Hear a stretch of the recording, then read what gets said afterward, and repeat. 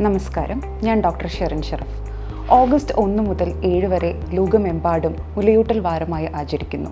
അമ്മയുടെയും കുഞ്ഞിൻ്റെയും ആരോഗ്യത്തിന് മുലയൂട്ടലിൻ്റെ പ്രാധാന്യത്തിനെ ഓർമ്മിപ്പിക്കുകയും അതിനെ പിന്തുണയ്ക്കുകയും ചെയ്യുക എന്നതാണ് ഈ ആചരണത്തിൻ്റെ ലക്ഷ്യം. എന്തുകൊണ്ടാണ് മുലപ്പാൽ കുഞ്ഞിന് ഏറ്റവും മികച്ച ആഹാരം എന്ന് പറയുന്നത്? മുലപ്പാൽ കുഞ്ഞിന് ആവശ്യമായ എല്ലാ പോഷക ഘടകങ്ങളും ശരിയായ അളവിൽ നൽകുന്ന സമ്പൂർണ്ണ ആഹാരമാണ്.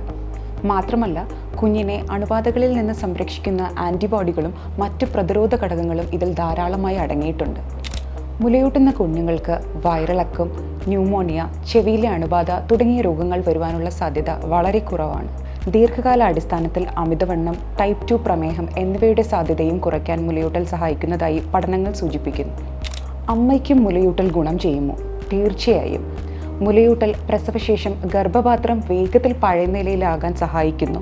അതോടൊപ്പം പ്രസവാനന്തര രക്തസ്രാവം കുറയ്ക്കുവാനും ഇത് സഹായിക്കുന്നു. എപ്പോൾ മുലയൂട്ടൽ ആരംഭിക്കണം? കുഞ്ഞ് ജനിച്ച് കഴിയുന്നത്ര വേഗം ആദ്യ 1 മണിക്കൂറിനുള്ളിൽ തന്നെ മുലയൂട്ടൽ ആരംഭിക്കണമെന്ന് ലോകാരോഗ്യ സംഘടന ശുപാർശ ചെയ്യുന്നു. ആദ്യമായി വരുന്ന മഞ്ഞ നിറത്തിലുള്ള കട്ടിയുള്ള പാൽ അഥവാ കൊളസ്ട്രം, അത് കുഞ്ഞിൻ്റെ ആദ്യ വാക്സിൻ എന്നാണ് അറിയപ്പെടുന്നത്. രോഗപ്രതിരോധ ശേഷി വർദ്ധിപ്പിക്കാൻ അതിന് വലിയ പങ്കുണ്ട്. അതുകൊണ്ട് അത് ഒരിക്കലും കളയരുത്. ആദ്യ 6 മാസം കുഞ്ഞിന് എന്താണ് നൽകേണ്ടത്? ജീവിതത്തിൻ്റെ ആദ്യ 6 മാസം കുഞ്ഞിന് മുലപ്പാൽ മാത്രം നൽകുക. പശുവിൻ പാൽ, തേൻ, വെള്ളം, കഞ്ഞിവെള്ളം, മറ്റ് ഭക്ഷണങ്ങൾ എന്നിവ സാധാരണയായി ഈ കാലയളവിൽ ആവശ്യമില്ല. 6 മാസത്തിന് ശേഷം പ്രായത്തിന് അനുയോജ്യമായ പൂരകാഹാരം ആരംഭിക്കുകയും അതോടൊപ്പം 2 വയസ്സുവരെയെങ്കിലും അല്ലെങ്കിൽ അതിലധികം കാലം മുലയൂട്ടൽ തുടരുകയും ചെയ്യുക. ഇനി ചില സാധാരണ തെറ്റിദ്ധാരണകൾ എന്തൊക്കെയാണെന്ന് നമുക്ക് നോക്കാം. എനിക്ക് പാൽ കുറവാണ് എന്ന ആശങ്ക പല അമ്മമാർക്കും ഉണ്ടാകാറുണ്ട്. എന്നാൽ യഥാർത്ഥത്തിൽ കുഞ്ഞ് ശരിയായ രീതിയിൽ മുല കുടിക്കുകയും ആവശ്യാനുസരണം മുലയൂട്ടുകയും ചെയ്താൽ മിക്ക അമ്മമാർക്കും ആവശ്യത്തിന് പാൽ ഉൽപ്പാദിപ്പിക്കുവാൻ കഴിയാറുണ്ട്. കുഞ്ഞ് കരയുന്നത് മാത്രം പാൽക്കുറവിൻ്റെ ലക്ഷണമല്ല.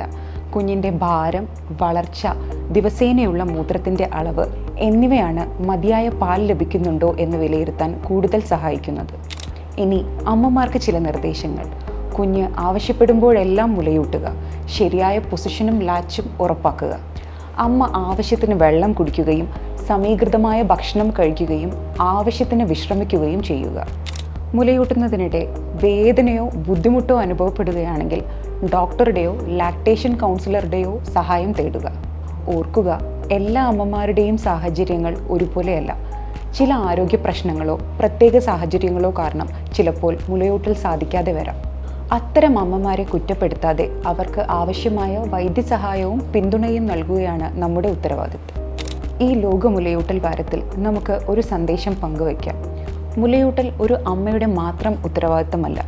കുടുംബത്തിൻ്റെയും സമൂഹത്തിൻ്റെയും തൊഴിലിടങ്ങളുടെയും ആരോഗ്യ സംവിധാനത്തിൻ്റെയും പിന്തുണ അതിന് അനിവാര്യമാണ്. നന്ദി.